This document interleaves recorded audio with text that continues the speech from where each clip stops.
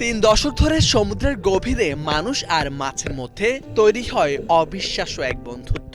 মানুষ আর প্রাণীর বন্ধুত্বের গল্প নতুন নয়, তবে সমুদ্রের গভীরে 30 বছরের এমন সম্পর্ক সত্যি অবিশ্বাস্য।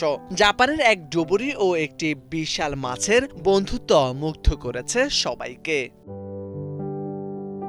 জাপানের চিবা প্রিফেকচারের তাতেইমাইয়া উপকূলের কাছে শিন্তোগিচ এলাকায় নিয়মিত ডুব দেন ডুবুরি হিরোইকি আরাকাওয়া। প্রায় 30 বছর আগে দায়িত্ব পালন করতে গিয়ে সমুদ্রের নিচে একটি আহত মাছ দেখতে পান।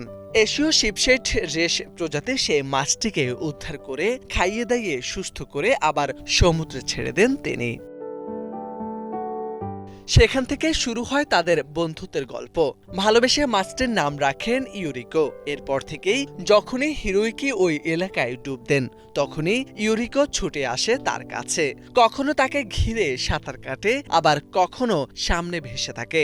সম্প্রতি সামাজিক যোগাযোগ মাধ্যমে ছড়িয়ে পড়া একটি ভিডিওতে দেখা যায় ডুবুরির সামনে বিশাল মাছটি ঘুরছে।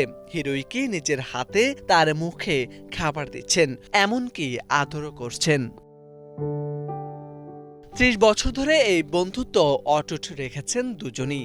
হিরোইকি যেমন নিয়ম করে বন্ধুর জন্য খাবার নিয়ে যান, তেমনি ইউরিকো ভুলে যায়নি সেই মানুষটিকে, যে মানুষটি একদিন তাকে নতুন করে জীবন দিয়েছে।